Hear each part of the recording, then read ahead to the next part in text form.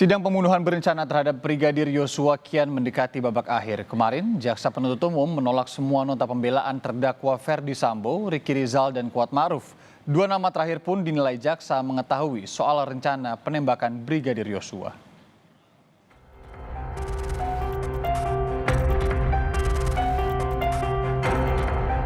Kami, tim penuntut umum dalam perkara ini berpendapat bahwa pledoi tim penasihat hukum haruslah dikesampingkan. Selain itu, uraian-uraian pledoi tersebut tidaklah memiliki dasar yuridis yang kuat yang dapat digunakan untuk menggugurkan surat tuntutan tim penuntut umum. Jaksa penuntut umum meminta hakim menolak seluruh pledoi yang disampaikan Ferdi Sambo dan tim penasihat hukumnya. Selain tidak memiliki dasar yuridis yang kuat, jaksa menilai Sambo tidak jujur dalam menyampaikan pledoi. Seperti dalam pemeriksaan saksi, Sambo mengakui dan menyatakan akan bertanggung jawab atas terbunuhnya Yosua. Tetapi di kesempatan lain, Sambo justru mengingkari peristiwa pembunuhan. Dalam repliknya, jaksa juga meyakini kebenaran dari kesaksian Richard Eliezer di persidangan yang menyebut jika Ferdi Sambo tak hanya memerintah Eliezer menembak, tetapi juga ikut menembak Yosua. Penuntut umum telah berasumsi liar bahwa munculnya kehendak terdakwa untuk membunuh korban setelah terdakwa mendapatkan informasi melalui telepon dari saksi Putri Chandrawati. Penasihat hukum terdakwa Ferdi Sambo keliru bahkan menampakkan fakta persidangan nyata-nyata, jelas dan tegas.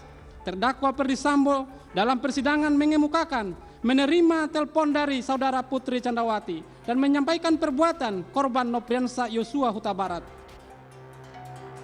Sementara itu, kuasa hukum Ferdi Sambo menyayangkan adanya beberapa fakta yang dikonfirmasi dalam pledoi, tetapi tidak diulas dalam replik oleh jaksa. Kalau dia dianggap sebagai, ini seandainya ya, dianggap dia sebagai orang yang menggerakkan, kemudian Richard melakukan penembakan, maka seharusnya digunakanlah ketentuan pasal 55 ayat 1 kedua, Void Looker, untuk konstruksi dalam peristiwa perkara ini. Sayangnya memang itu tidak dimasukkan dalam dakwaannya.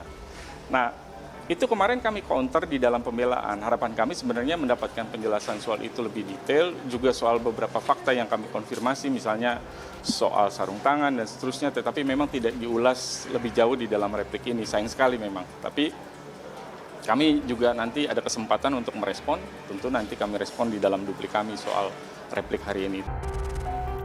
Sebelum replik Ferdi Sambo, jaksa juga telah meminta majelis hakim menolak pembelaan Ricky Rizal dan Kuat Ma'ruf. Baik Ricky dan Kuat dinilai jaksa mengetahui rencana pembunuhan Yosua. Apalagi Ricky sempat dipanggil Sambo diminta untuk menembak Yosua, meski akhirnya perintah itu ditolak Ricky. Pada hari Jumat tanggal 8 Juli 2022, saat tiba di Rumah Saguling sekira pukul 15.40 WIB, terdakwa Ricky Rizal Wibowo dipanggil oleh saksi Ferdi Sambo SH/SIK MH ke lantai 3. Dan saat itu terdakwa Ricky Rizal Wibowo tentang peristiwa Magelang yang dijawab tidak tahu oleh terdakwa Ricky Rizal Wibowo. Lalu diminta untuk membackup dan diminta untuk menembak korban Nopriansa Yosua Huta Barat yang juga ditolak oleh terdakwa Ricky Rizal Wibowo.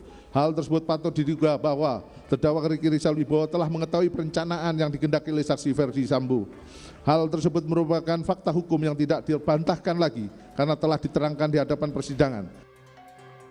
Publik kini menanti sejauh mana dampak pembelaan para terdakwa, terutama Ferdi Sambo, akan berpengaruh pada putusan hakim.